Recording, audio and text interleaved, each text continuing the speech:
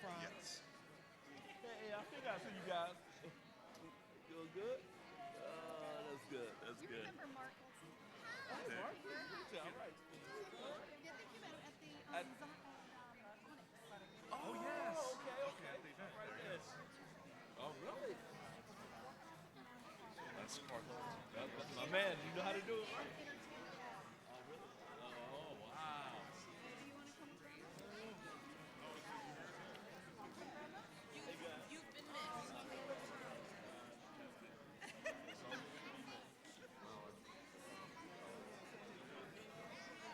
Well, thank you. Go ahead. Come in. Good to see you. Yeah, round one or round two, it don't matter.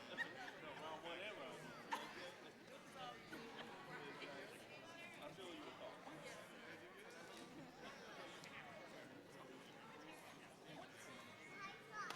This is this is brand managing, including graphic design, which I mean, you're talking about a unique, you're talking about a unique area of intellectual property. God, you need to do that. You need to do that sooner rather than later. Think of names you want for each. We'll call. You can do shining lights branding, shining light branding, shining light, shining light, you know, Oh, I see. shining light paint, and then and then add whatever an identifier for the area in which you are providing services. And that, to me, that makes sense.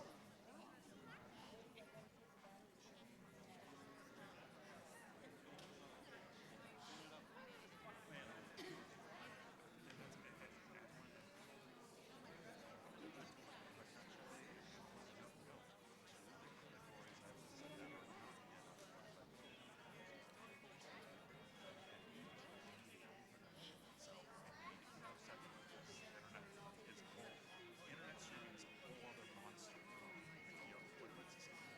do one that is streamed on like you will have deals with streaming companies. Your online stuff, that's kind of more of a wild west. Like I said, usually, yes, they relate to it, but there can be collaborative efforts. But this new and the last thing you want is something to go wrong on one to drag the other ones down.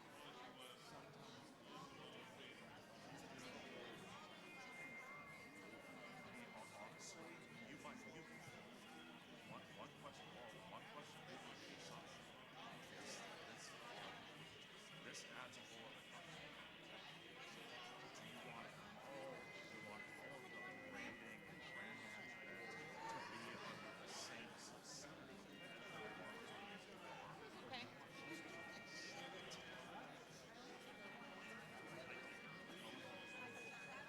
And that's fine. If your risk management calculation is common monthly, that's fine. But yeah, but this tells me this is clearly distinct from anything you're doing in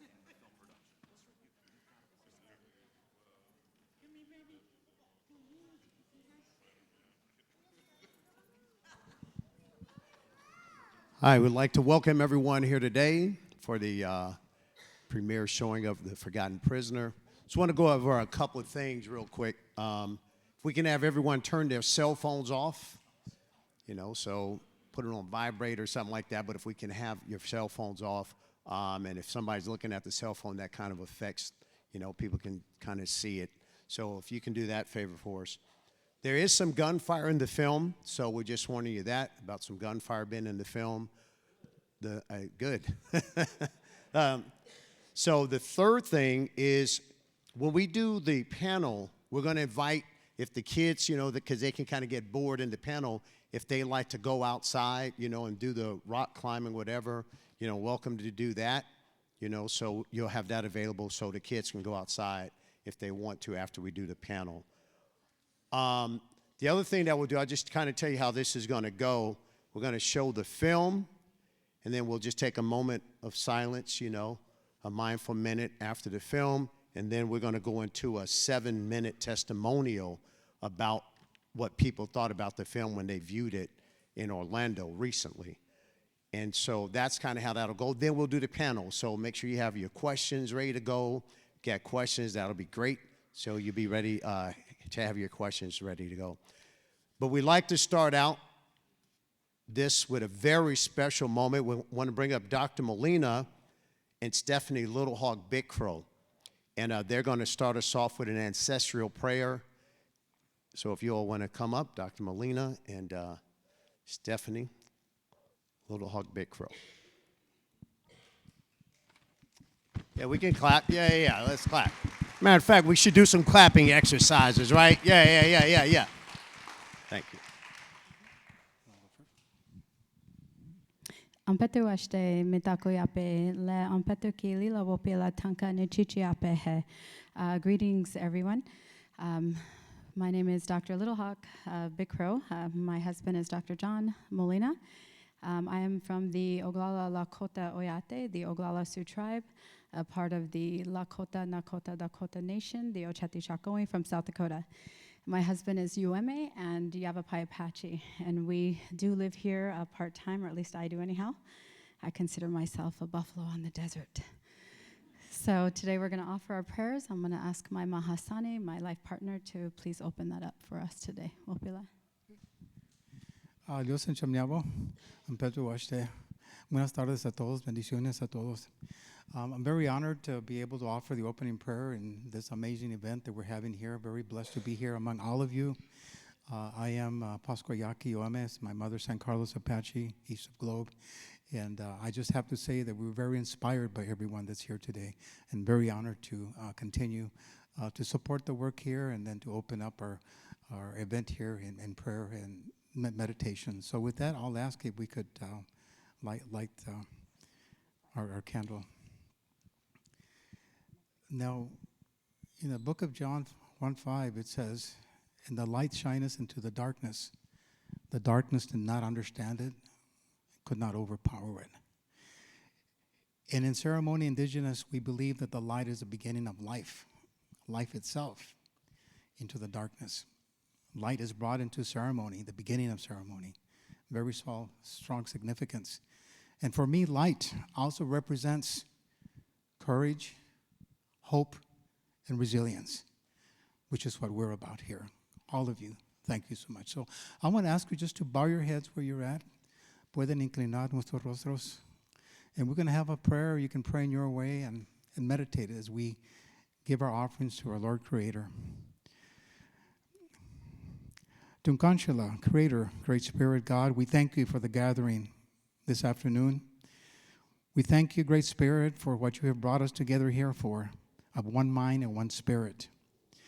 We thank you for each of the lives that are represented here, who live amongst us, who struggle every day, and yet we find hope, and we look for hope. And we look for answers into the world that's very difficult and complex, issues that we need to resolve amongst our families. We pray for our families, our relatives, our friends who are incarcerated, that you would touch their heart and touch their spirit, bring that sense of hope into their lives and into their children. Guide us in this moment that we're here together to share stories, the stories that will empower us to look for answers and seek answers, and to develop that courage and hope to continue in the work that we're doing. We thank you for those who brought us here together, who brought this conference together, the showing. We thank you for them and the efforts that they make, and collectively all of us who work together to make a better lives for our families, for our children, and our future generations. We thank you, Great Spirit, Tunkanshula, and ask these things in your name. Amen. Aho. Thank you. Thank you, everybody.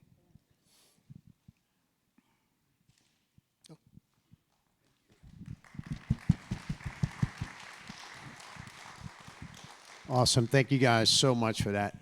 So we're going to go ahead and we're going to show the film. Like I said, you can make sure your cell phones are turned off. And then after the film, we'll take a minute, just so everybody can kind of digest what they see. It's kind of very emotional. So we'll just take a minute, and then we'll come back. Thank you very much.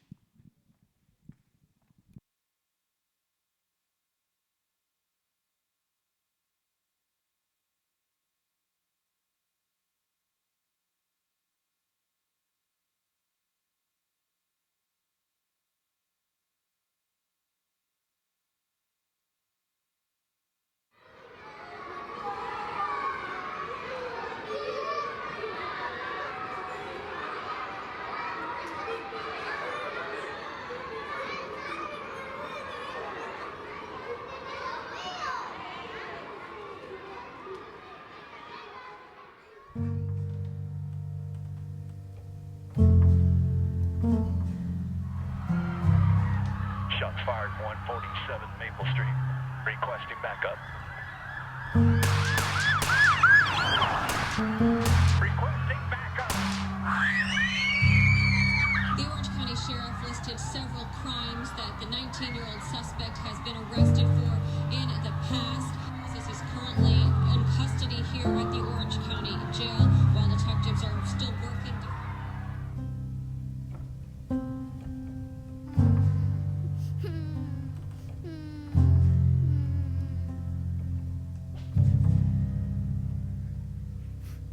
You are now a permanently convicted felon.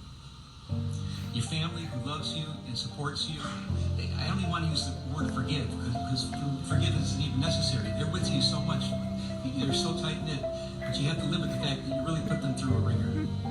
You embarrassed. How do the kids respond to you when you talk about your mother being in jail? Haha, you're funny. Your mom is in jail.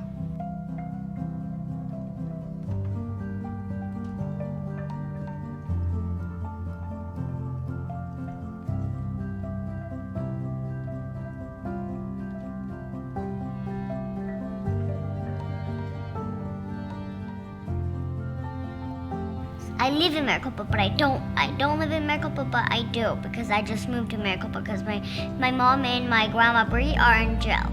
Because my grandma Bree went to jail to take care of my mom, and my mom did something bad with her friend, so she went to jail.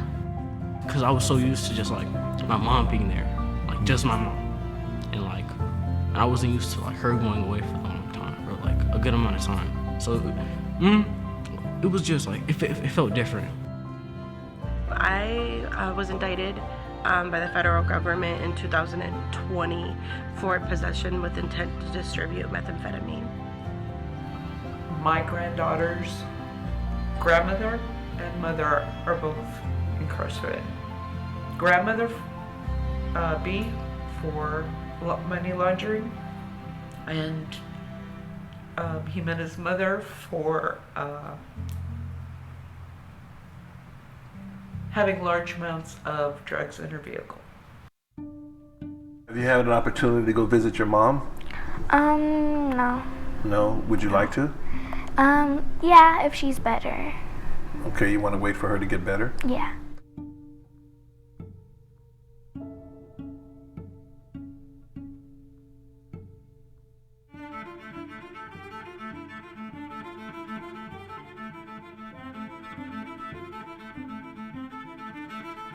I'll probably say like when she gets out or something to be better and work hard to not do it anymore and just like be nice and stuff. Mm-hmm.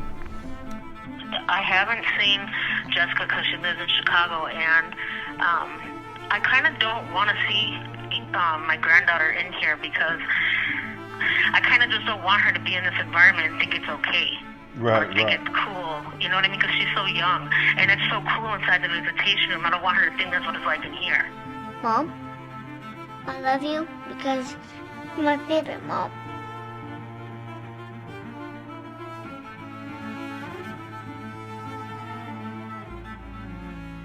Now, I just want to share with you, this is not just something idea that I had. I actually have the experience. My sister was incarcerated for murder as well. So you're talking to someone who actually knows what the family goes through.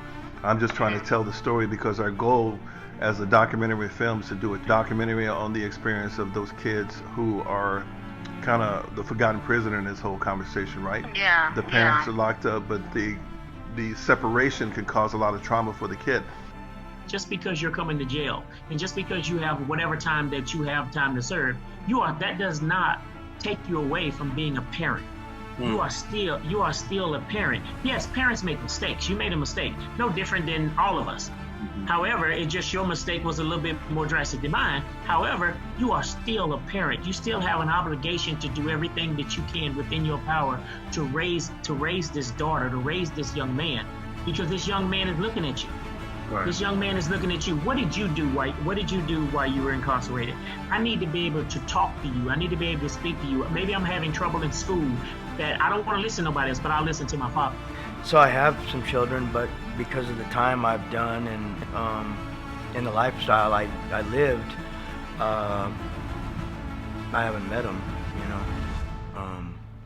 And I really didn't know they existed until a couple years ago, you know.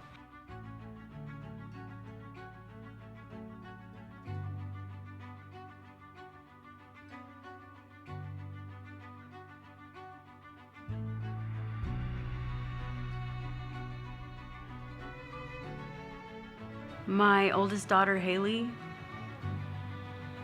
wasn't in a safe place. She ended up with her father, and at the very least, very mentally abusive. And my daughter has suffered and didn't have her mom to be there for her in a way that a girl needs her mother.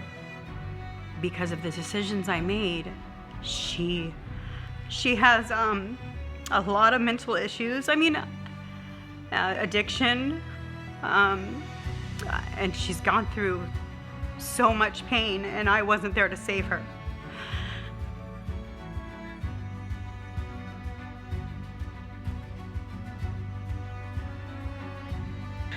Because my granddaughter Jimena has nightmares. She cries out of the blue when she misses them. And it's not just like a regular cry. You know, it's heart-wrenching to see her in that state.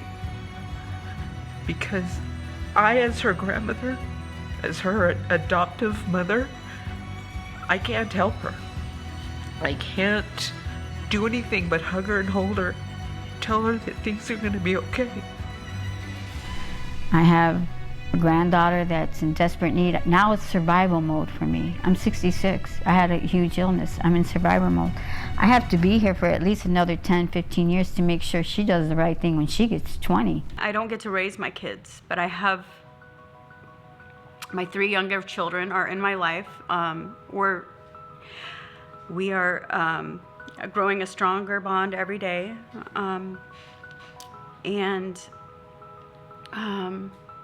it's a strange dynamic, but it is.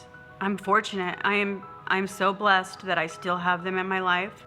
I'm very protective. She's been through a very traumatic ordeal, and she's very fragile.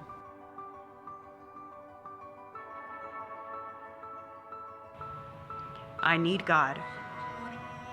I need God, and I want to get closer to God every single day, and I want to be whatever my kids need from me as a mother. And that picture, I don't know what it looks like, but I have complete faith today that it's God's will is working, and no matter what, it's going to be beautiful. So a good parent is a parent that does for their children more than they do for themselves, but I can honestly say that that wasn't me. My hope is to, do better. I want to be better. I want to be a responsible person. I want to be somebody that, my family looks up to. Like, after all of that, like, she got it, she got us,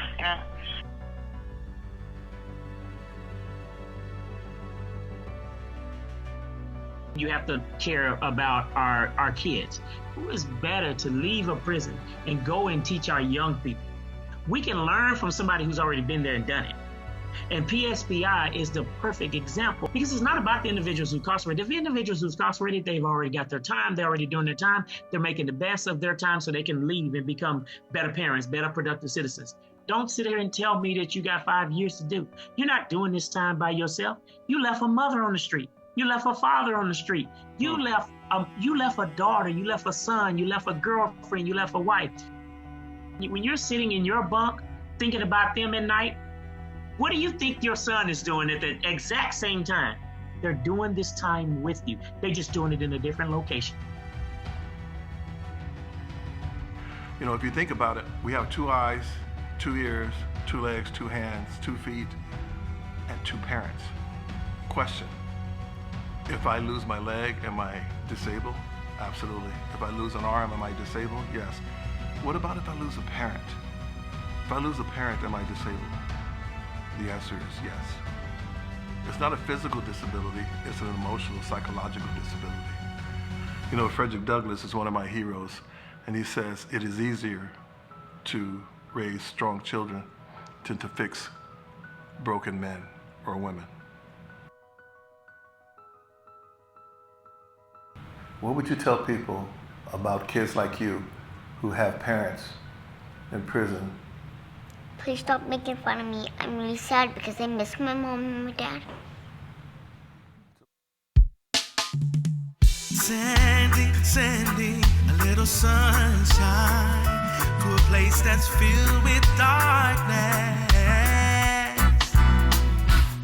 I sing a song for the brothers, pray for the mothers, sons on lockdown. Yeah, for the brothers, wait for the brothers, call on the wrong side of town. Don't forget your father, your uncles and brothers. No, feels like they let you down.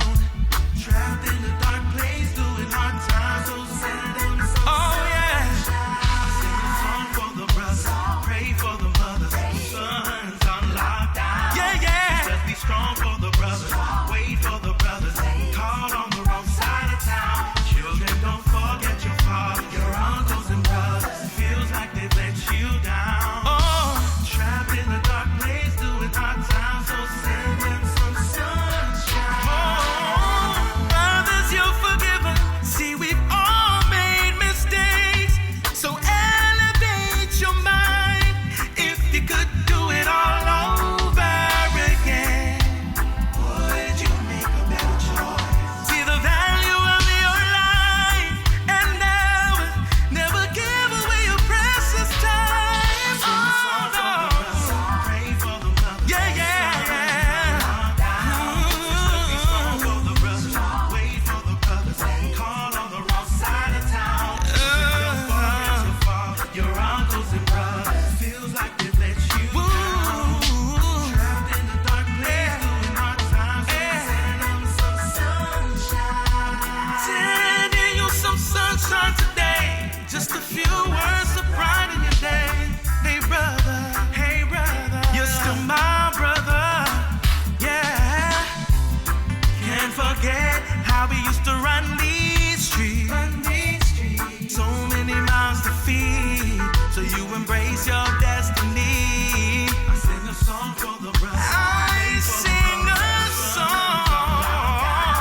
Sisters, be strong for the brothers, wait for the brothers, call on the wrong side of town. Children, don't forget your father, your uncles and brothers. Feels like they've let you down. Trapped in the dark place, doing hard times, so send them some sunshine. Brothers, we forgive you.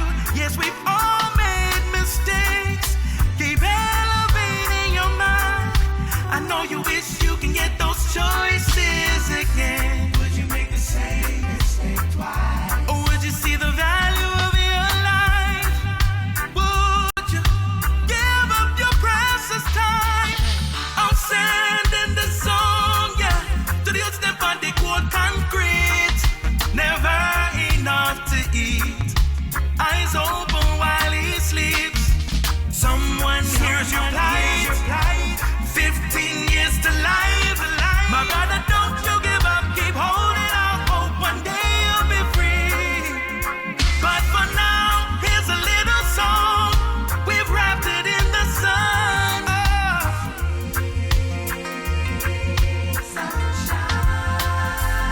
Yes, for now, here's a little song to bring you memories of home where you belong.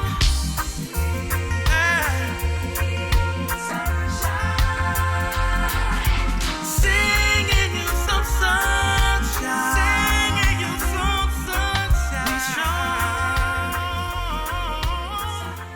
Oh, my brothers, singing you some sunshine. Okay, y'all went right to the clapping.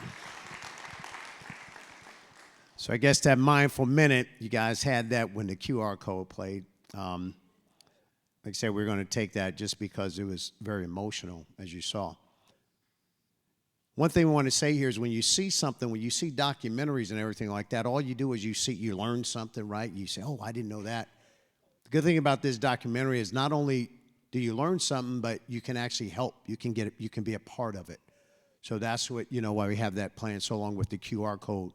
This one, you don't just leave the theater and say, oh, I wish I could do something. You can actually do something and, support the Parent Student Prison Initiative. And just a little background on that before we get to the next part with what people felt, at the Orlando Urban Film Festival. A little bit, I'll make it real quick, but Tony came, years ago. I live in Los Angeles, and he was talking about this dream he had, and he wanted to do this, this parent student. How can you connect the parents that are incarcerated with the educational system? And he said, as a counselor, all I could give them is hope. There's nothing I can do, just hope. But there's a way I can give them more. So he had this idea of trying to figure out how to put the two together, and he came with the Parent Student Prison Initiative, which is essentially, if a parent is incarcerated, well, maybe they get something, whether it's time served, more phone calls or something, that the better the student does, right, in school. So there's a connection there, and that's what he's trying to bridge the gap there. What you saw here with this documentary, we're at the 10-yard line, right? It's football season. We're at the 10-yard line. We got 90 yards to go. So that's where your help becomes getting involved, getting the word out about PSPI, which is very crucial. Going into the next part of this, where we're going to do a little 7-minute film with people getting interviewed about PSPI. I'll just tell you a little bit of how that happened. This documentary, now you guys can give the applause for the documentary. What did you think?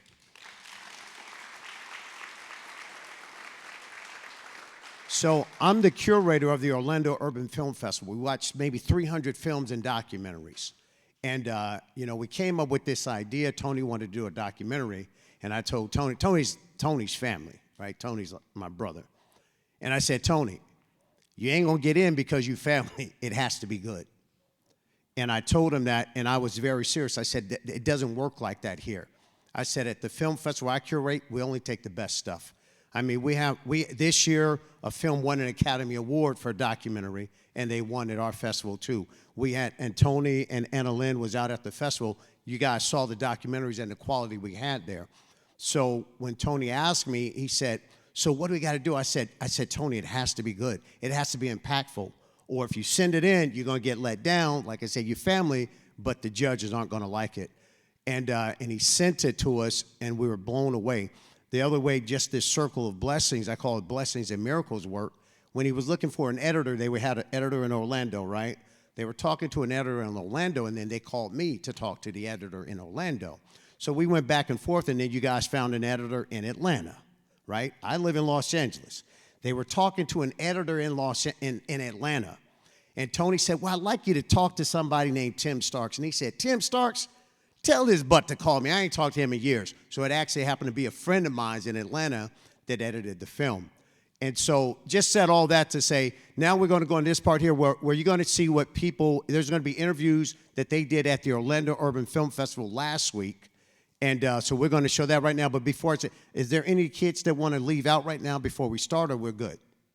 We're good? Okay. Uh-oh. You got to ask your mom and dad.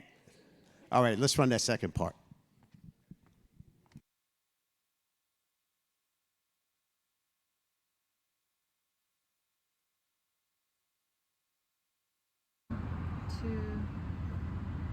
So hello everyone, Tony Mosley here from the Forgotten Prisoner Director. I just wanted to take a moment to introduce a couple of people who got a chance to see the film at the Orlando Urban Film Festival this weekend. And ladies, if you just say your name and tell them a little bit about what you thought about the film, we'll start with you. Hi, I'm Shaw Ames, and I didn't realize that the film was going to be emotional for me, because I had a relative that was actually incarcerated, and I had to make the trips every month, and I guess that's probably why it actually was emotional to me, and I was able to communicate it, as far as when someone is in jail, it's not you serving the sentence by yourself, it's the family, and I had to take their kids to go visit them while they was in jail. But I just really hope that this story gets out, because it's a story that needs to be told, because people only see one side, you know what I'm saying, of someone being incarcerated, and they have to understand that it actually touches, you know what I'm saying, all those people that person is involved with in their life. Yes. Thank you so much for your story. That's very important because what we want to do ultimately is be able to take each person's story and make it an episodic and do a series on this conversation. So what you're talking about is very powerful. So how about you, my queen? Yeah. Hi, my name is Aisha Reinhardt. And funny story is this was my very first film festival, and I just happened upon Anna Lynn the other day. And she said that she was a producer on this film, and I said, oh, I would have been a perfect candidate for that. Because as a child, unfortunately, my mother was incarcerated often, and my brother was also incarcerated often, and so a lot of jail visits, a lot of shipping off to live with other relatives, with my father, with my aunt, living with family friends, and it just really hit home. It brought up a lot of forgotten memories, a lot of forgotten sad memories. And just thinking about how the separation from my mother affects me to this day. The fears of abandonment, people forget about you, and you know, do people really love you because of the decisions that they make? They just don't realize how it affects you. And I just want to say that I appreciate and love the job that Tony and Annalyn are doing. And I'm looking forward to seeing more, and just thank you. And before we go, I just want to ask this, what do you think that people can do to really address the stigma? Because that's what this is really all about. You know, what you're saying, that no one really felt no one was supporting you. You know, we got programs for kids who are homeless, kids who are foster homes. But we don't focus on this particular demographic. That's why, as a counselor, I saw the need. What would you guys tell folks? How would you offer them to get involved and do something? What would you ask them to do specifically? Wow, that's a good question. Never thought about that. Maybe just if you have those types of shared experiences, if you can volunteer in different types of organizations, if you are a family member and you have someone that is a child and their relative is incarcerated, help out as much as you can. Counsel that child. Definitely get that child counseling. I mean, I didn't get counseling until I was in high school. Why was that? So unfortunately, my mother, she passed away. Oh, I'm sorry. And so I received grief counseling. But that was the only counseling that I ever received. It was always, you know, what goes on in his house stays on in his house. Yeah. Shut up. Yeah, it's very common in the black community. Yes, very common, unfortunately. And as a native, we have the same problem. Native Americans have the same issue. And what would you say, my dear? What would you say? Well, I would basically say that because I didn't even realize that during that person being incarcerated that it affected my life too. I would just say that what we need to do is probably have more resources for people who are incarcerated, not just for the person who's incarcerated, but for the family relatives as well. You know what I'm saying? Because, you know, when we think of people being incarcerated, we think that they're the only ones that's actually doing the time. But as you express in your movie, the people that, you know what I'm saying, are related to that individual are also having, you know what I'm saying, going through things. And like she said, you know, therapy. You know what I'm saying? We don't understand the mental effect it has on both the person that's incarcerated and the family members that are left, you know what I'm saying, behind. You know what I'm saying? And you have to be tormented to be like, okay, you know, wondering are they safe while they're in jail? What's going on? If you have something happens, you can't get in touch with them. You can't tell them what's going on in your life. So, you know, it's a lot of stress. You know what I'm saying? It's just a lot of anxiety and stress on both sides. But I would just say that, you know, I just think that they need to create more resources. You know what I'm saying? If you know that someone's incarcerated, they should automatically have programs for the children, for the family relatives. You know, I mean, even to be honest, I'm thinking about doing something when I get back home. I'm going to see what I can do to, you know, help in some kind of way. You know what I'm saying? That's what I'm going to do. That's what I was telling you. Where's back home? Oh, I live in New York. Okay, I can tell you the answer. So, yeah, I live in New York, and I just want to, like I said, take one person to make a difference, and I'm going to try to be that one person to start something. Well, the fact that you want to do it, you're going beyond trying. You're already there, right? His intent is so important. But I just want to say, I kind of set both of you up because we actually have a program called Parent Student Prison Initiative, where we have families working with people in the community. We create ambassadors. So I can come to New York, give you the template.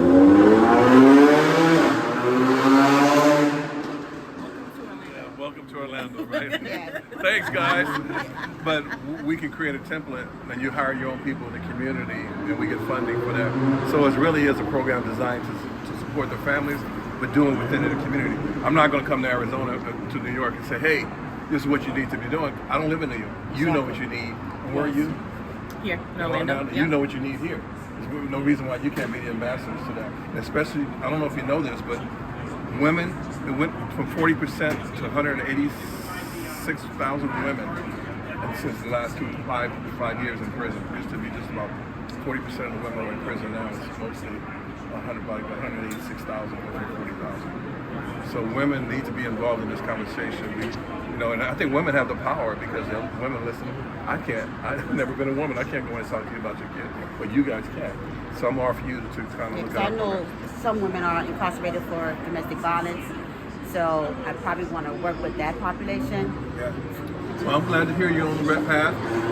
Ladies and gentlemen, once again, a couple of people become fans of PSPI and the Forgotten Prisoner. That's a story that's really getting the message out there. Once again, ladies, thank you for what you're doing. Thank you for taking the time to be here tonight. Thank you for what you're doing. Yeah, thank you for what You're very you're doing. welcome. We appreciate you guys. Hi,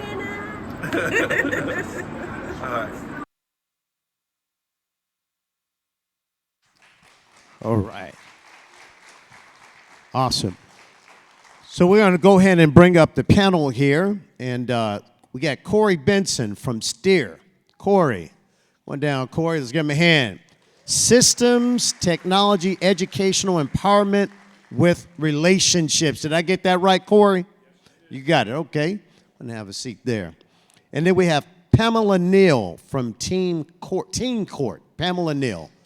So you're a judge? Not a judge? Okay, we're going to get to that then. Pamela Neal. And we have State Representative Annalise Ortiz. Annalise Ortiz, State Representative. Awesome. And then we have Joel Sutton. Joel. We all know you, Joel. You're famous now. Cast member Joel. Yeah, have a seat there, Joel. And then we have Jerry Woods, who's an associate producer. Jerry Woods. Is Jerry here? Oh, Jerry's here. One of the associate producers. Anna Lynn Scott, who's one of the producers with Shining Light Productions. And then we have the founder, producer, writer, director, counselor, masters in education, Tony Mosley.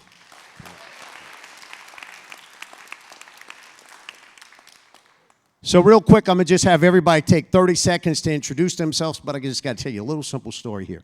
Tony got me this chair, right? I'm going to tell him the story about this chair. Tony and I had the same acting coach in Los Angeles, right? Ivan Van. I said, man, this looks like a Van Mar chair. He said, yes, it is. So thanks, Tony. So he got it for me, so I got to use it. So anyway, we're going to take 30 seconds with each person. Just give us 30 seconds, a brief description of yourself, and we'll just keep moving it down. Thanks. Thank you very much. Again, my name is Corey Benson. I am the proud founder and owner of STEER, which stands for Systems Teaching Educational Empowerment with Relationships.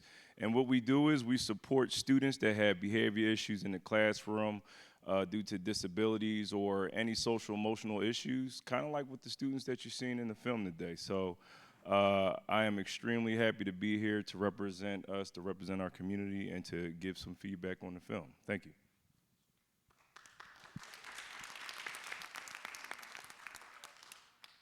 Is it on, Pamela? Yes. Okay. I'm Pamela Neal, and I am the director of Safe Schools Teen Court Program. We train young people to be judges and attorneys. They learn more about the court and about the law, and they actually get to hear real juvenile court cases and keep those cases out of the formal court process, or they can handle school discipline and keep kids in school by providing restorative justice consequences for crimes that they may have committed in the school or the community. And I'm happy to be here as well. Because this story is really important to the work that I do. Thank you. Hi, everyone. I am Arizona State Representative Annalise Ortiz. I have the honor of serving the people of Maryvale and South Glendale in Legislative District 24. Prior to running for office, I worked as a campaign strategist at the ACLU of Arizona's Smart Justice Campaign, an effort to reduce the state prison population and reduce racial disparities within the criminal legal system. So this is an issue that is very close to my heart, and I'm honored for an opportunity to learn more alongside all of you.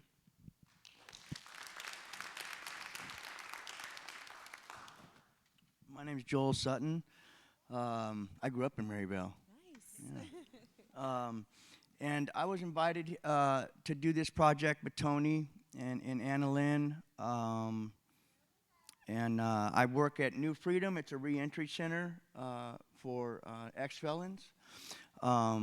It's a 90-day reentry center, and we counsel them, teach them a vocation, get them housing, and most of them have children that they're being reintegrated with. And I get the chance to speak into their lives daily, and I love my life doing that.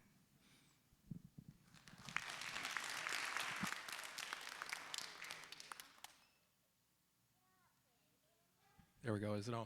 Good afternoon. So my name is Jerry Woods. I'm the founder and owner of 6 Pixel Studios, East Valley, Phoenix.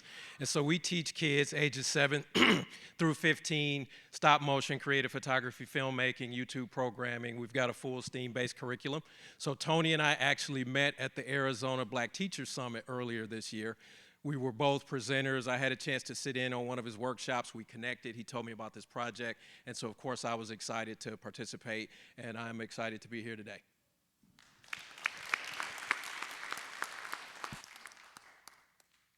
And I'm Annalyn Scott, the producer of this film and also the founder and CEO of Shining Light Productions, where we exist to shine a light on people and organizations making a difference in the lives of others. And God's been telling me for almost a decade now, I need my people to shine their lights brighter than ever before. So when I met Tony and heard about his project and his vision for wanting to put this film together, I was like, let's do this. This is definitely a topic, a program that needs to have a light to shine on it very, very brightly to cast out this darkness. Thank you.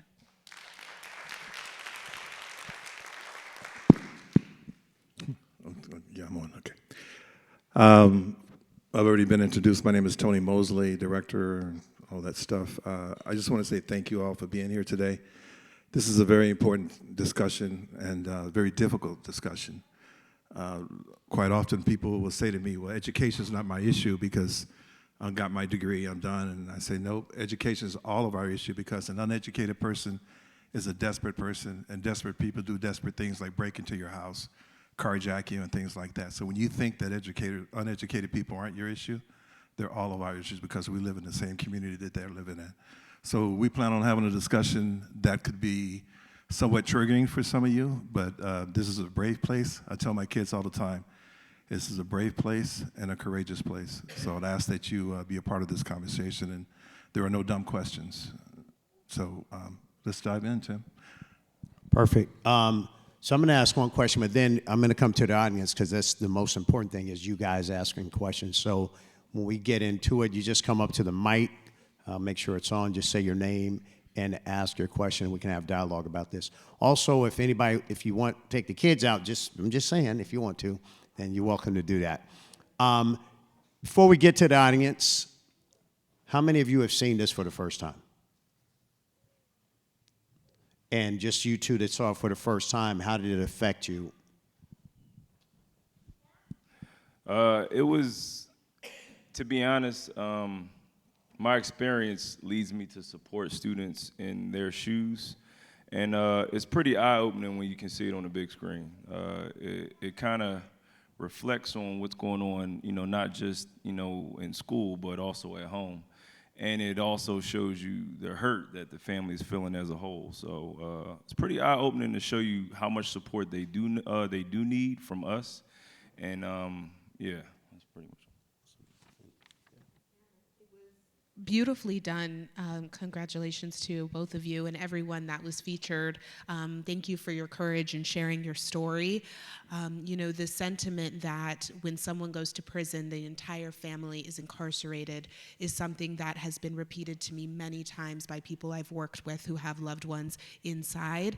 And it's a message we really need to get out there, because the trauma that we see that has ripple effects throughout generations does impact all of us. So I thought this was an incredible way to really shine a light on that and to let us hear directly from those who are most impacted by the harms caused by our criminal legal system. Awesome. And I'll tell you why I asked that question, because during the film festival, we bring in films and documentaries from all over the place. And just what he said, when you sit on the big screen, it's a different experience than watching it on the television. That's why we give them an opportunity to do that. And I mean, there's people just in tears, and it just becomes larger than life, and now you have to pay attention, which is why we need to do more of this, showing documentaries like this on the big screen. It's a different feel to that. So glad you said that, because that was the point. I'm gonna just jump right in, and anybody, let's go to the questions here for the panel. Somebody got something. Oh, well, come right up to the microphone if it's on here. All right, I guess I'll get it started. Just curious, and I know this is but the beginning of putting this message out there, for the producer and for Tony, have you considered some other unique perspectives? For example, where a child whose parent is in prison for something where the child was the victim, as well as some dynamics, for example, if for parents who live on the reservation and are the member of an indigenous community and are in prison, and how the dynamics work as far as, complications regarding a surrogate family in that regard. So I think you pose a great question, because the stigma and the trauma that these children face can be very layered, right? So you touch on the point that there may be children who their parent is incarcerated because of some sort of abuse or something that they did to that child, and then I would imagine, that kind of that guilt that child would have. So again, there's so many layers. Nothing, is just black and white, and you can't just take one story. There's many things that I think fit outside of the box, and so we have an opportunity as we're taking this film and having these conversations. I think we can address these needs, these issues that are out there, and that's also why we're going to be creating a docu-series so that we can dive deeper into the stories and into some of those stories in the communities. Tony, I don't know if you have any thoughts on maybe going into different Native communities as well? Yes, very good question. It's a very challenging for myself, because as a school counselor, I dealt with this every day. If you haven't been in the classroom in the last 5 years, you have no idea what we're dealing with young people. And yet we have so many people telling that teachers are the problem. I got to say to you, you need to get involved in your schools, find out exactly what's happening with these kids. They have access to social media, things that you didn't deal with. These kids aren't interested in the same thing we're interested in. That's the illusion. And I had to find that out, because I had kids, as she was just saying. My last week of school on May 23rd, I lost my job because of Tom Horn, who decided that he wants to replace counselors with police officers. Did you know that as a citizen? That's the direction they're going. They want our kids to, quote unquote, be safe, but our kids are suffering from mental health issues. I can't tell you how many kids would show up in my office every day. Mr. Mosley, I just want to sit in here and be with you because I don't like talking to that teacher. What they're saying is that they wanted to express themselves, and I would literally let them sit there and be with me for a while. And so this conversation is very much one that needs to be had, not just in our schools, but as our community at all. We need to stop pointing our fingers at the teachers and educators who are doing the best they can with what they have. These kids, they believe social media before they believe their parents. And I tell kids, just because you can Google something doesn't mean you really understand it. I mean, you can know something, but you don't really understand it. You can Google something, you can know it. Like, for example, I know my significant other, but I never understand her. But that's a whole different thing. And so that's me, okay. But we are definitely going into the indigenous communities and working with those families to understand that everybody makes a mistake, but also believe in second chances, and we need to really provide more mental health support for those communities as well. So just to add to that, I think, did they answer your first part of the question? You had that part where you said, what about the child? Was that answered? Yes. It was? Okay, gotcha. Perfect.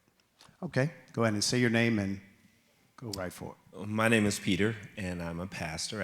Actually, Anna Lynn attends our ministry, and Zaire, and so does Tamir. So it's good to see them on the big screen. They look just as good on the big screen as they did in real life. But anyway, so my question is kind of twofold also. First of all, as a pastor, and I've been pastoring here in Phoenix for about 11 years, but I come from Chicago, inner city Chicago pastor. And then my sister-in-law, my wife probably will talk a little bit more about this. She's a principal. She just retired as a principal from a from an inner city grammar school in the heart of kind of a rough community in Chicago. And the reason why I bring that up is that you're so right about what the teachers are facing at such a time as this. And we see it from a pastoral point of view, and I definitely see it from how my family interacts with it. But my question is this. I noticed that the people that were interviewed were mostly females that were incarcerated. And so my question is do you find that most of the children who are being highly affected, I know they all are, but highly affected, are because their mother is incarcerated or because of the dad? That's the first question. Second question is, and this more so for you, how do you make that connection back when you have a male? And I'm quite sure that's what you're dealing with more so in your ministry, in your work, which is really ministry. How do you make that connection for that father to reconnect, especially if there have been such either years of disparity that's caused by a mindset that causes that disparity? So I like using life experiences more than my opinion. So today I was teaching a class, and at the end of the class we fill out questions, have a discussion, and I shared with them what my life is like now after 10 years of prison and running the streets and now being their teacher, I asked them if they wanted to watch this. And so we watched it today in the class. I don't know if I'm allowed to do that. I hope I'm... Too late now. I sold tickets for it, though. We didn't hear that. The lawyer said we'll talk. Okay. All right. I got a lawyer, too. Okay. So after the movie, we discussed it a little bit, but the effect that it had on somebody was this. So class closed. We have a big 4-story hotel that this is 400 people live in it. And so I walked through the lobby, and I looked over, and one of my students was sitting on his phone with the video, and he had his 4-year-old son, and you could hear his son talking to him. Wow. And he was just sitting there with his shoes off, kicked back, and so I think there was a connection made because usually they get out of class and they either go to the pool or off the property, And so I don't know, but to answer your question, I think there's maybe another part that I'm not answering as far as how do we get them back with their children? Is that? Yeah, in other words, that because you use the word connection, and I like that word because connection doesn't necessarily mean you're all the way back, but there is connectivity that can pull you back, and so that's how do you make the connection? And the reason why I ask that is because when we was back east in Chicago, I clearly remember visiting one of my church members who was a male, incarcerated, with 3 children, 3 boys of all. And I just remember his mindset was, I'm a prisoner now. I'm not a father. I'm a prisoner. You know what I'm saying? So now I got a different mentality I got to have in here than out there when I'm their dad. So now I'm out. How do you make that connection? So we get them straight from prison, pick them up from prison, bring them to our facility, and what we work on is all of that stuff with the father or the mother. So, for instance, we ask them what their core values are, what their mission statement is. And they have a week to write them out, and they get up and they share it in front of the whole group. And usually anyone that has a kid voices, I just want to be a father. I want to, Yes. and I want my kids back in my life, or and same thing with the mothers. But so we really deal with them before they even see their kids. They're inside there for 30 days before they can even see their family, you know, or at least go out and visit them. We have a church service on Saturday night that they can come to, and a meeting on Thursday that they can come to. But we really work on preparing the ex-felon that has done their time and is now re-entering society. And the best thing we can do right now, I think our mission is to prepare the parent, you know. And it's not really, the kids are not really involved other than they're seeing a new person. Yes. And also to add to that, I'm going to let him say something real quick on it. PSPI, that's a component of PSPI, where they're working with the inmates, parenting and all of that in the prison system. That's part of that, you know, that, hey, you got to do better as a parent inside, and we're working with the child outside. So that's part of that component that PSPI is doing. So we catch them way before they come out, you know. And go ahead. I just wanted to add that in Steer, we've had multiple situations where we try and initiate reunions with some of our kids and their parents that were formerly incarcerated. We've done it multiple times. And one of the main questions we receive from our fathers, and mind you, I'm a father, right? So I'm like all in. Is do you think I'm going to do okay, or do you think I'm going to, you know, do the right things? And all I can tell them is, well, I don't know until you try. That's it. So it just looks like they're trying to find some opportunity to actually start being a father and to be accepted. And to be honest, 9 times out of 10. Once they get, you know, they get into the groove, they usually, you know, get addicted pretty quick, you know, because being a father is great. So we've experienced a lot of success. We do plan on having some father-child activities at our school as well, so that we can keep driving that initiative. So, you know, we're here to support, and I think it's a great thing, and, you know, it definitely should take place at the school as well, part of the process. Something I want to add real quick. I'm sorry. Were you going, Pamela? Oh. You can go, and then I'll go. I just want to add something. One of the things I share with parents, we do a program called Parenting Theater. There's a difference between a father and a dad. Truly. A dad gives life, a father guides that life. There's a difference between a mother and a mom. A mom gives life, a mother guides that life. So we have to be very clear about language. Language is so important as we start this conversation with our people. And this judgment that you're not a dad because you haven't been there or whatever the case may be, we need to stop that language as well. And that starts with us. Because any one of us could have been where any one of them are. True. And I even hate saying that, them and us. But we have to use that word, us and them, we've already lost. True. And that's why we continue to lose as a society, because we're trying to say, oh, we're not that, and that's unfortunate. But did we answer your question? It was kind of long-winded. No, yeah, that was definitely part B question, but I Go know ahead, she has something Pamela. to say about that too. So I think your part A question was, does it matter or does it make a difference if it's mom or who is the most, or dad? And I would say absolutely not. The kids that I see every single day, okay, it doesn't matter if it's mom or dad. Mostly it is dad who's incarcerated, But if it's mom too, it's still a problem. And so I see them in court for teen court, or I see them in the school setting when they get in trouble in school. And all you have to ask them is, where's your mom or where's your dad? And once you ask that question, they just fall out. They're either mad and going off and wanting to cuss you out or whatever, or they're crying and boo-hooing because they miss mom and they miss dad. So, and a story, because I like to tell stories too.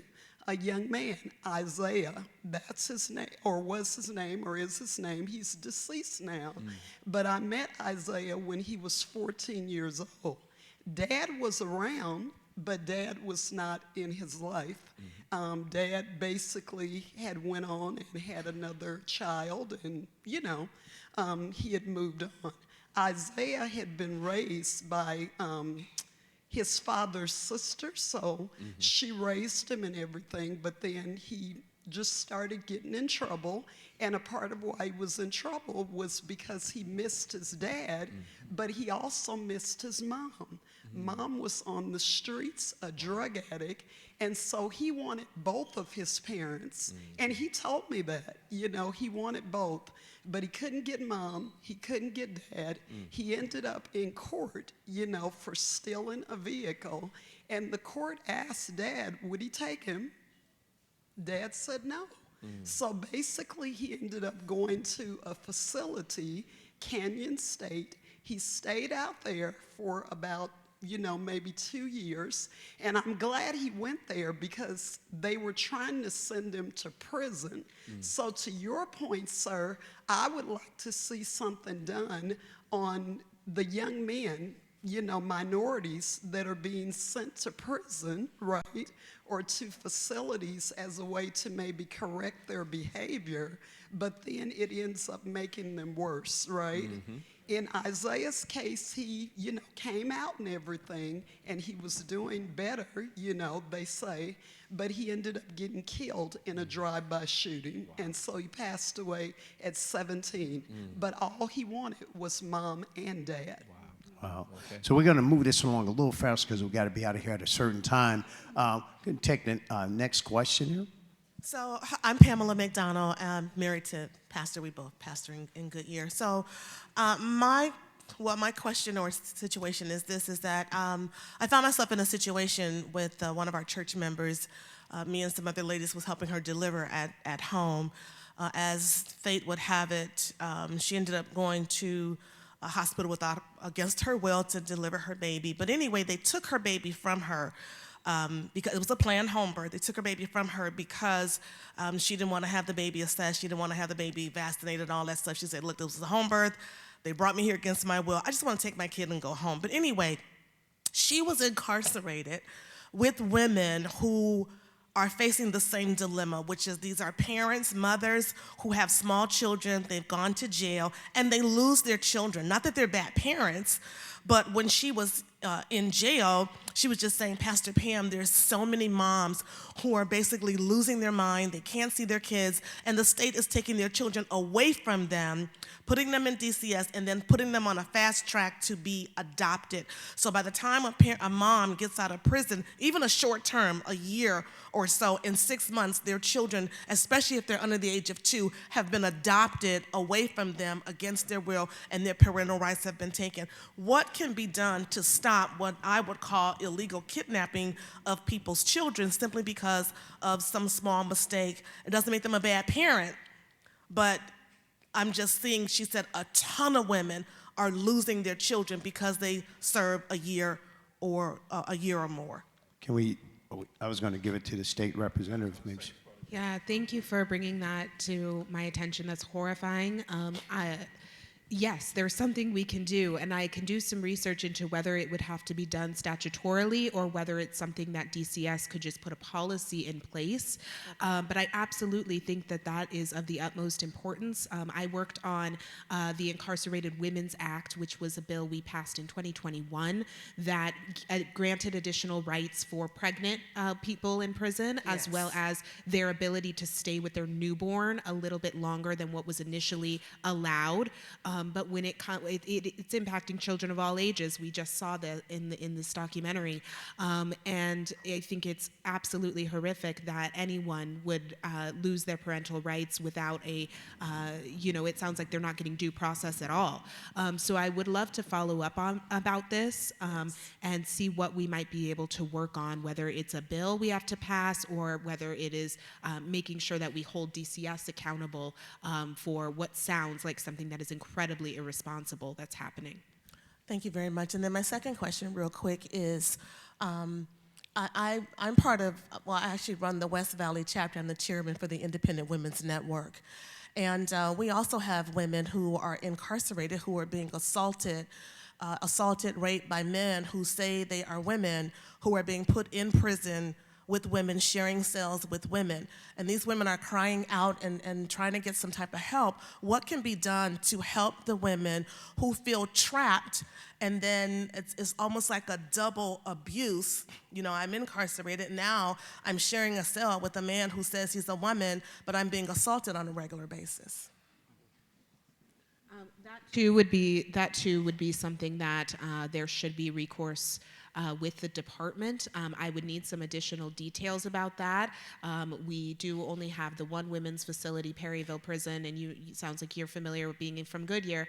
So it sounds like something we could easily sort out with the warden and Director Thornell. So I would like to follow up about that as well. I think, all of this points back to an issue of lack of oversight within the state prisons. And it is incredibly hard, even as a state lawmaker, to get answers from the agency. But it's something I care deeply about. So we can't address these problems if people like myself aren't hearing about them. And so that's why it's so important to be working together as a community to provide the insight that's needed so that all people inside are being treated with dignity and respect. Very good. Thank you very much. And this is another reason why it's so important that we bring leaders such as Annalise here.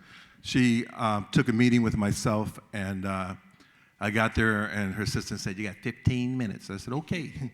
So I sat down. Within 10 minutes, she stood up. She said, "I want to bring this to the bill in 2025, not to put you on the spot." And we decided that we're going to move forward with programs. And I know that a lot of you would have ideas of things that you want to get done. You just have to have the courage and find the right people to get behind you to find your who's. Because we can sit here and say, how am I going to do it? I have to ask myself, who's going to help me to do it? And this is why she's here today. When I texted her, I said, Annalise,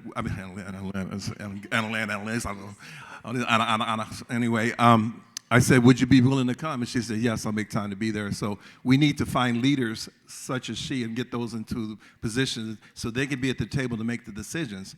A lot of our leaders, especially here in Arizona, I don't know if you know this, Arizona builds prisons based on the 3rd grade reading level. And that is sad. Because what we do is look at 3rd graders and say, well, you can't read, so therefore you go into prison, you're out of here. They're already building one of the biggest prisons that come in here within the next, I don't know what city is going into, but it really hurts my heart because I know that it's ready for people that look like us, and that's economically disadvantaged, people that don't have the right skin tone or whatever the case may be, and that's really quite sad. If they would have put that same amount of money, it costs $125,000 a year to incarcerate a person. What if you put that on the front end? That education, those numbers would go up. But right now, you're paying teachers $45,000 a year. Me as a single man, I had to stay single because I could not raise a family on the money I was making per year as an educator in the state of Arizona. We're 51 out of 50.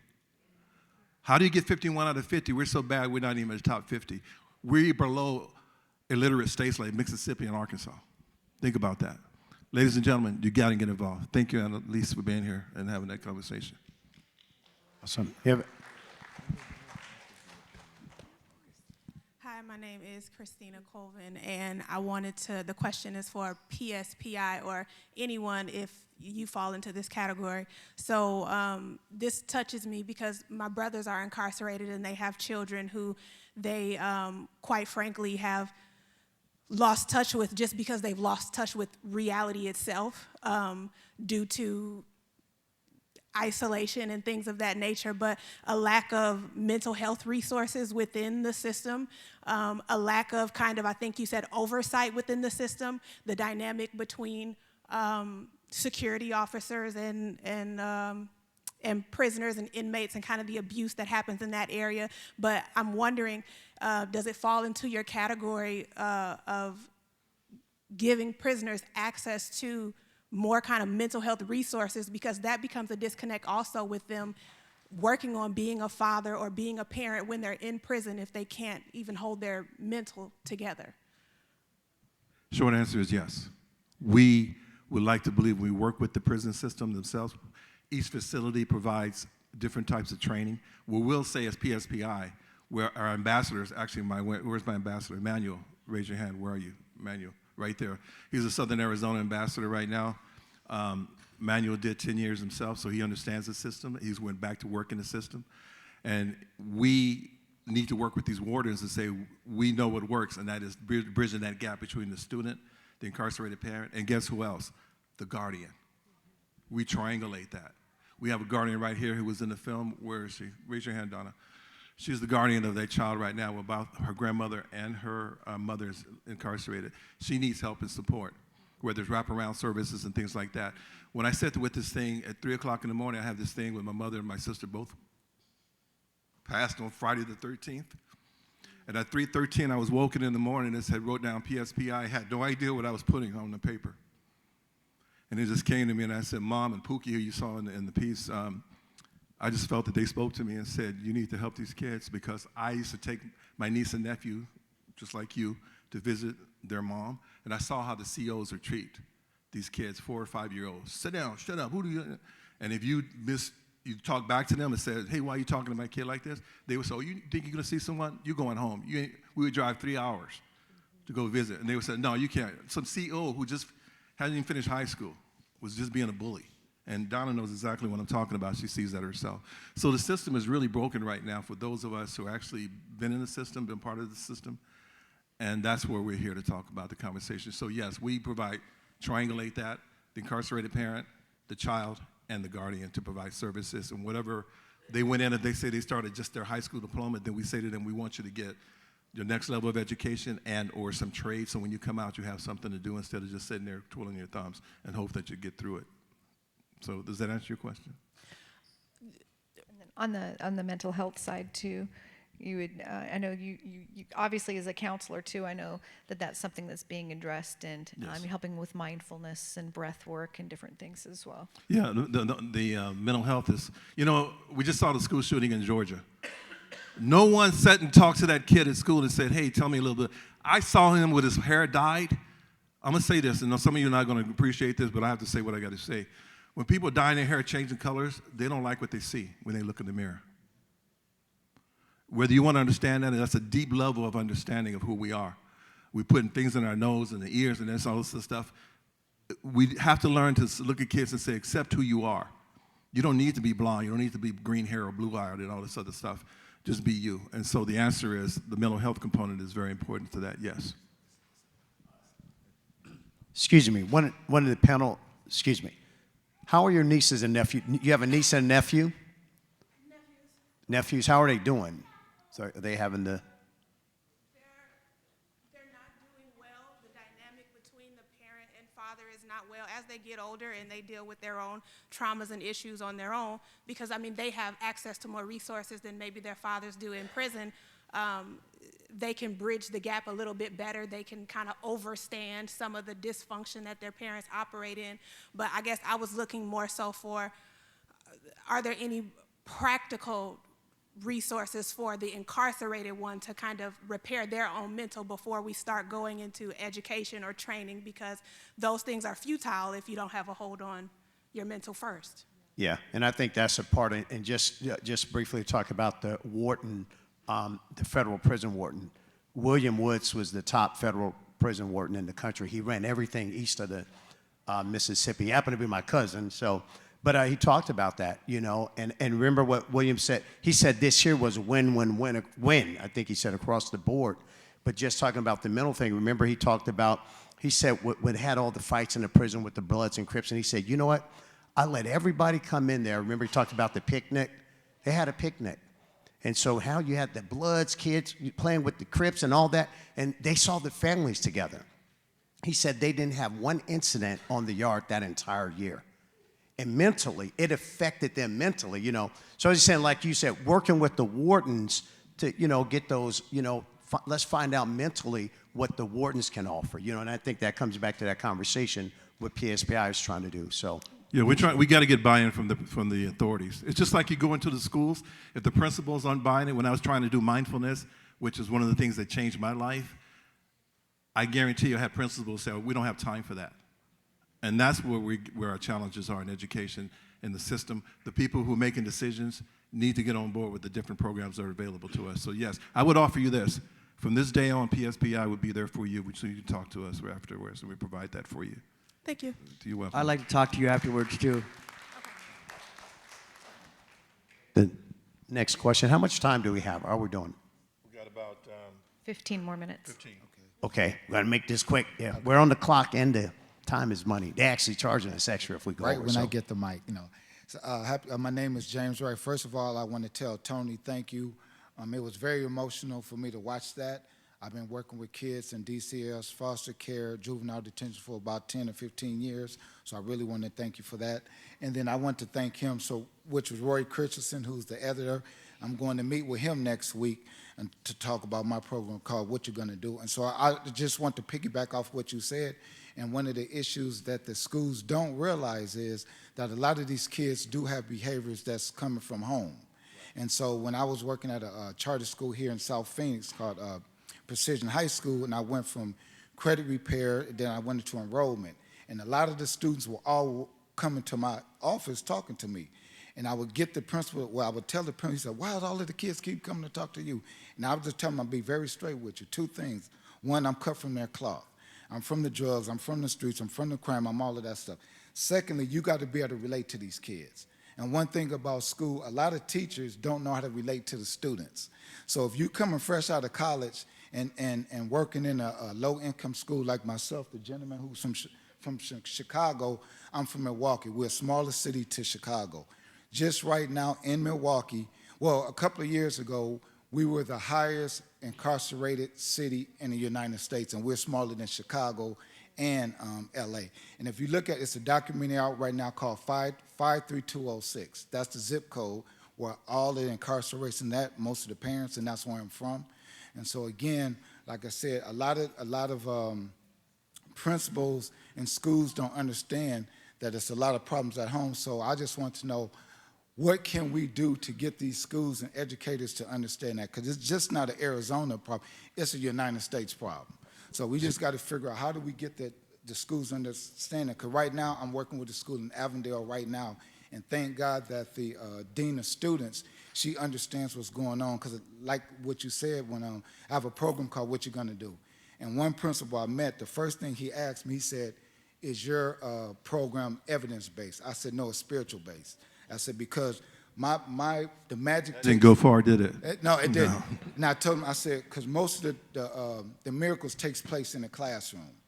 Once you can get a student to sit down and tell you exactly what's going on, then magic takes place. Because even when I worked in DCS and foster care, one thing I didn't do deeply, I would ask the kids about their problems. They'll be on the surface, but like you said, it's an underneath thing. It's a mental issue thing. And so most schools don't understand it's a mental thing.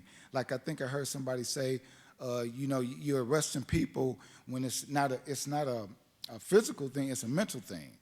So again, the schools have to understand the mental side of it, and I think that's where they're falling short, because they don't understand it's a mental Right. thing. So you're going to take a So minute to answer? I want to, this is kind of coming to mind as you're speaking about this. I think it's something we all can kind of do our part.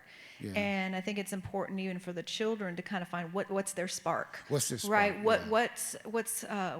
How can they shine their light? And it might be various ways, right? I certainly don't fit in a box, and I know most people don't. Mm-hmm. So I think offering different programs, what comes to mind is one that Jerry has. Right. And, you know, we talked earlier this summer, he had his program to teach kids how to do filmmaking. Yeah. And he was intentional. He said, look, I'm in the East Valley, but I want to reach kids that are maybe in the inner city or in different places, may not have some of these opportunities, and even provided some scholarships for them. So, you know, giving kids an opportunity to see what's possible for them and to have doors open for them in different ways that maybe are outside of the school system and outside of their home that they may not have been introduced. So I think it takes all of us, like whether we're in the school system, outside, and to do our part. I don't know if you have anything to add. And then one more thing. I would, and so I'm glad that came up. And so one of the things that we run into all the time are kids that come from single-parent homes. Sorry about that.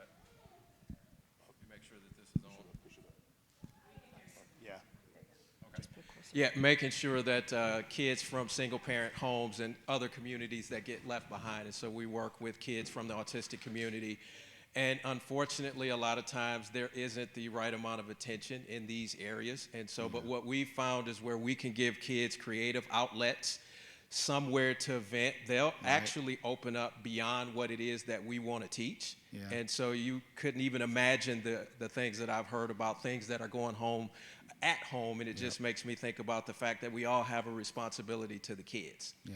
And so it really does take a village to raise a child. And so I think where you can lean in and make sure you have an opportunity to be a positive reflection to the kids, that's going to be phenomenal. Awesome. We're going to, you want to take one, let's get 1 minute. We only got a few minutes, so take 1 minute here, and then we'll go to the next question. To your point, brother, as you walk off, 100% of my students have behavior issues. And we have 100% success. All of our teachers come from the inner city. All of our teachers look like our kids, and we aren't scared to tell our kids no. But we also build our kids up to be better than what they even expect and their parents expect, because we have high expectations for all of our students. So if you ever want to see greatness, come to our program. Awesome. Okay, we'll go ahead and get this question here. We'll just try to rush through here. Sorry, I have to rush everybody. Yeah, going back to something that was said at the introduction, that you're at the 10-yard line and then 90%. Anybody who wants to answer? I'm hearing like some of what's going on, and for the question of some of what's already going on to address it, the question is what is there that we could do to help in that? And then the other is what's your vision of what's left to do? That's the second part of the question. Yeah. Get on the QR code. We just saw PSPI. Right now we're revamping our board.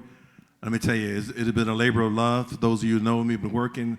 I get 2 hours of sleep a night because I believe in this program. I believe in the kids. I'll sell our rest when I'm dead.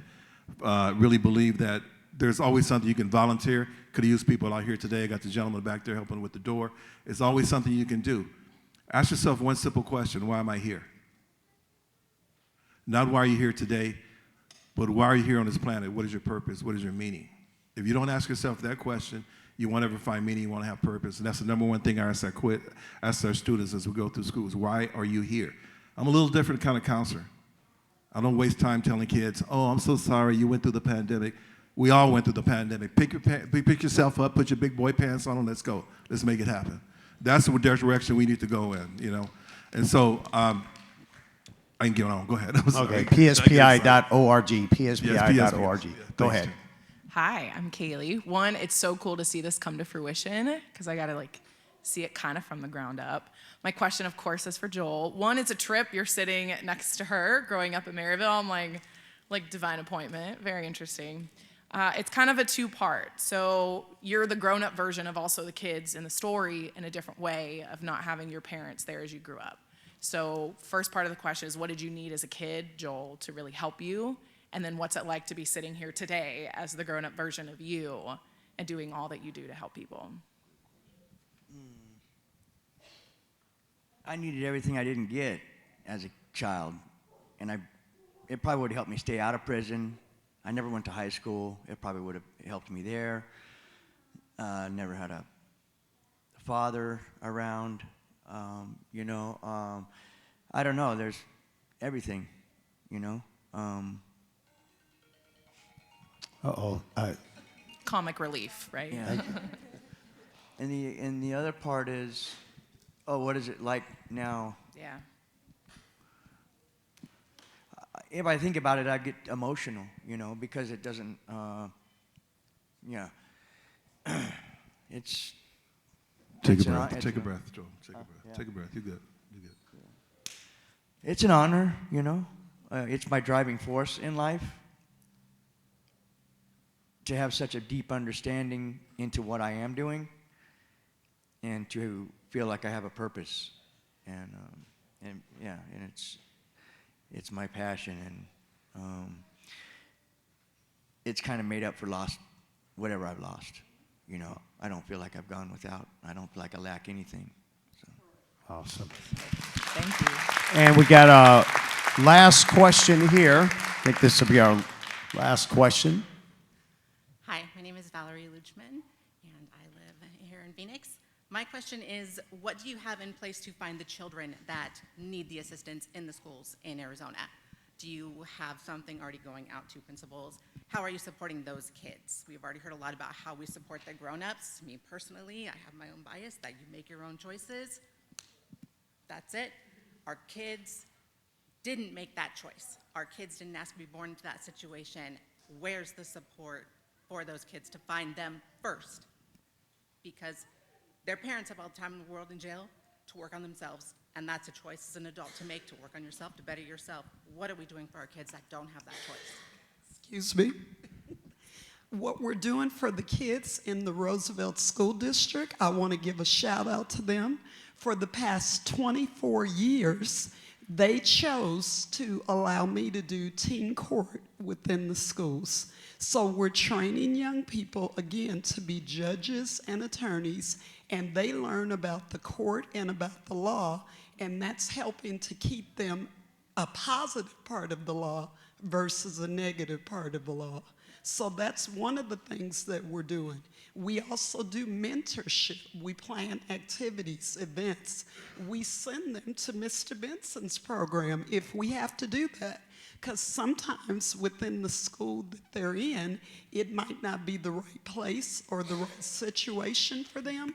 So we send them to his program, and he teaches them life skills, character education, you know, to build them up so that they can be prepared for the things of life and not make the wrong choices. So it's a lot being done for the young people out there, I believe. We're not just passing them over. It's a lot of programs that are out there. Well, it's just a matter of connecting PSPI. to them. Like commendable. What Roosevelt is doing, commendable. Mr. Benson, you already know. Okay. I love this man. He is helping tremendously in my life, but I'm asking specifically PSPI. How are we getting PSPI in there? As a founder of PSPI, I tell you, it has been a challenge to get schools to accept it. Because I as a school counselor, I know how to navigate, right? I know who to talk to, not to talk to, who you're wasting your time with. So that's a very good question, Valerie, and I appreciate it. She's an amazing tech person. We work together, and what she does is amazing to help PSPI. But once again, we have to open up programs. You need to go to your school boards and let them know. You got programs like PSPI.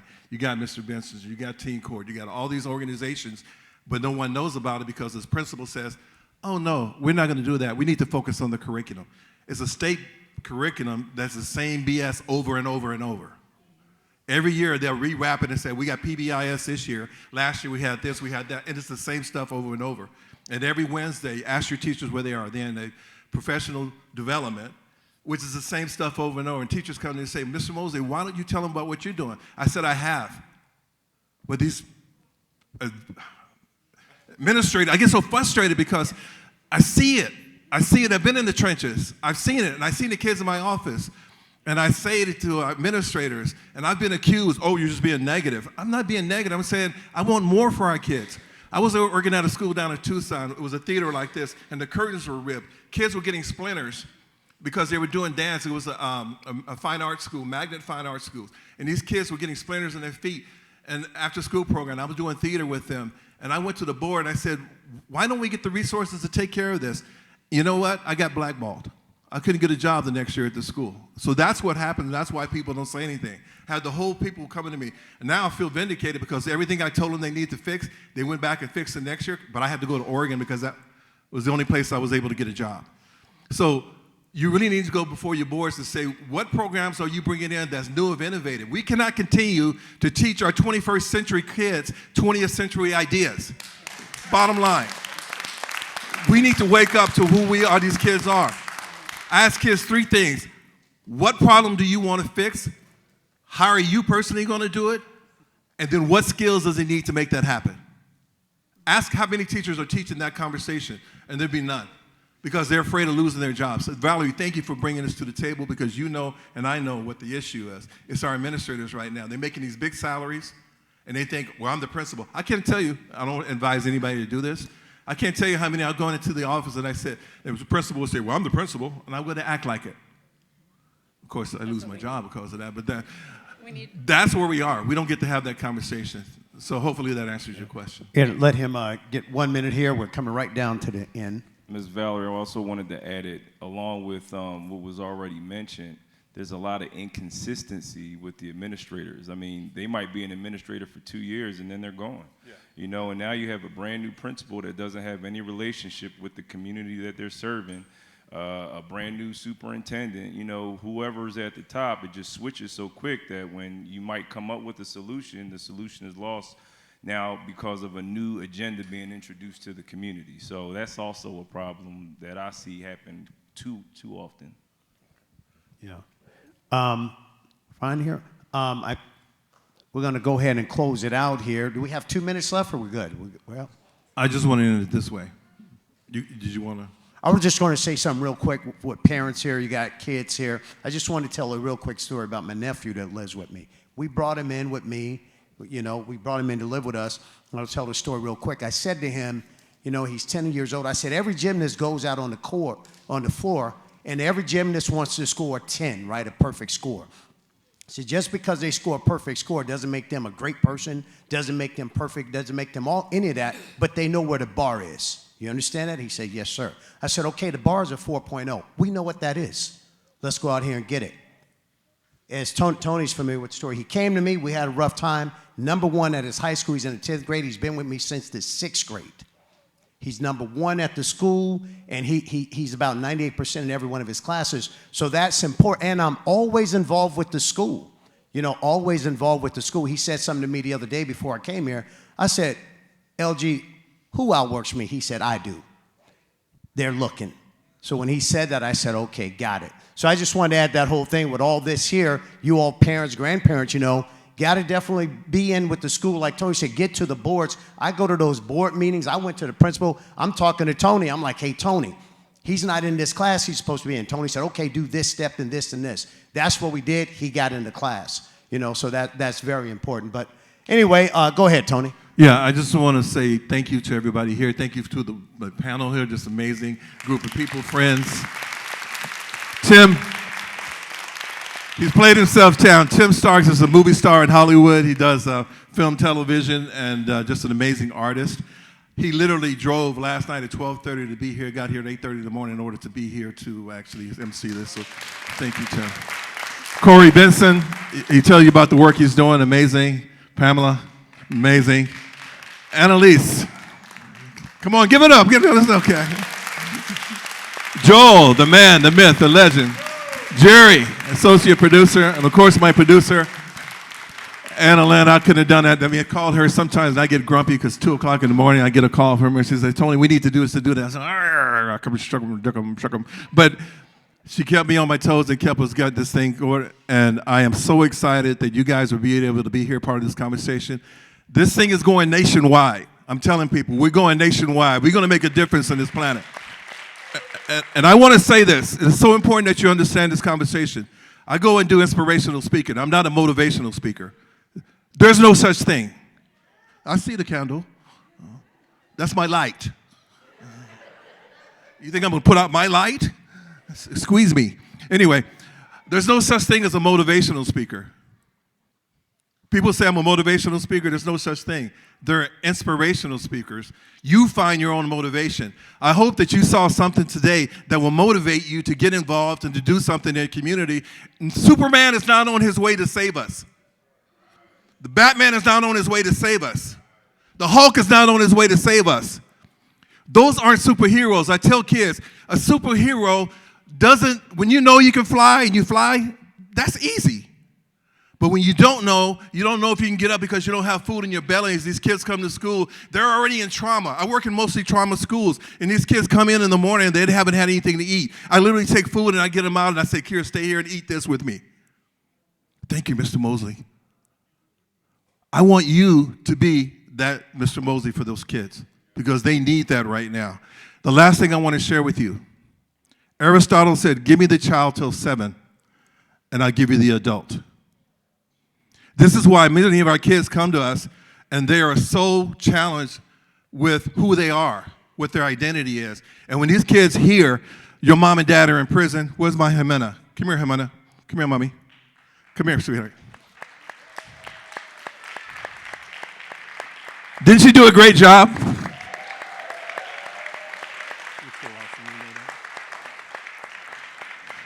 Come on, give her a round of applause. Come on, stand up for her.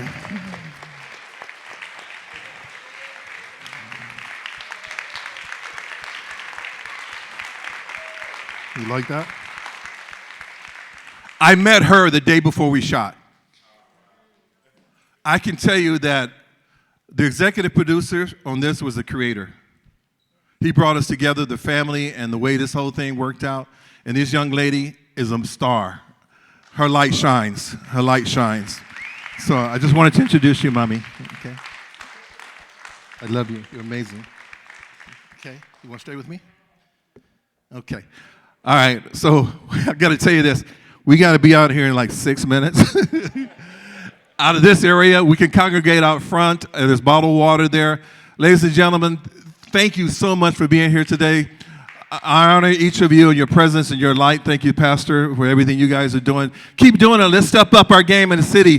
Find leaders like Annalise out here and support her when you see her name. That's why I wanted her to be here, because she wants to make a difference. God bless you all. Have a great day.